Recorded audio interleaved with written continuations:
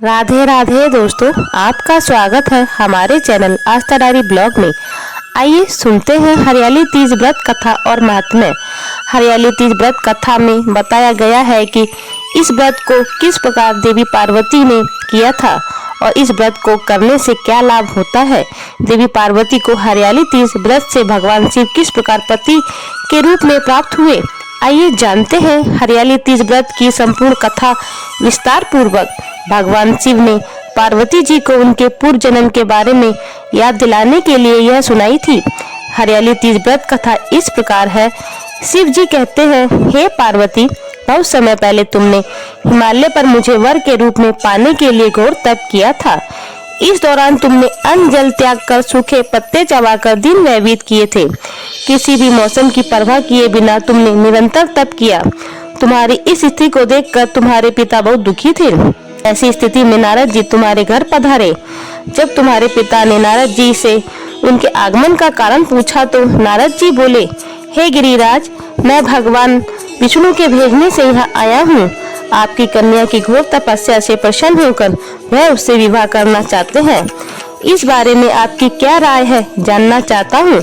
नारद जी की बात सुनकर पर्वतराज अति प्रसन्नता के साथ बोले, हे नारद जी, यदि स्वयं भगवान विष्णु मेरी कन्या से विवाह करना चाहते हैं तो इससे बड़ी और कोई बात नहीं हो सकती।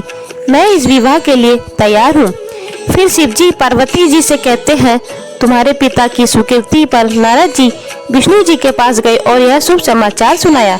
लेकिन जब तुम्हें इस विवाह के बारे में पता चला तो तुम्हें बहुत दुख हुआ। तुम मुझे यानी कैलाशपति शिव को मन से अपना पति मान चुकी थी। तुमने अपने व्याकुल मन की बात अपनी सहेलियों को बताई। तुम्हारी सहेलियों ने सुझाव दिया कि वह तुम्हें एक घनघोर वन में ले जाकर छुपा देंगी और वहां रहकर तुम शिव जी को प्राप्त करने की साधना करना। इसके बाद तुम्हारे पिता तुम्हें घर में न पाकर बड़े चिंतित और दुखी हुए। वह सोचने लगे कि यदि विष्णु जी बारात लेकर आ गए और तुम घर पर ना मिली तो क्या होगा। उन्होंने तुम्हारी खोज में धरती पाताल एक करवा दिए, लेकिन तुम ना मिली। तुम वन में एक गुफा के भीतर मेरी आराधना में लीन थी। भाद्रपद तृतीया शुक्ल को तुमने रेत से एक शिवलिंग का निर्माण कर मेरी आराधना की, जिससे प्रसन्न होकर मैंने तुम्हारी मनोकामना पूर्ण की। इसके बाद तुमने अपने पिता से कहा कि मैंने अपने जीवन काल का लंबा समय भगवान शिव की तपस्या में बिताया है और भगवान शिव ने मेरी तपस्या से प्रसन्न होकर मुझे स्वीकार भी कर लिया है। अब मैं आपके साथ एक ही शर्त पर चलूंगी कि आप मेरा विवाह भगवान शिव के साथ ही करेंगे। पर्वतराज ने तुम्हारी इच्छा स्वीकार कर ली और तुम्हें घर वापस ले गए। कुछ समय बाद उन्होंने पूरे विधि विधान से हमारा विवाह किया।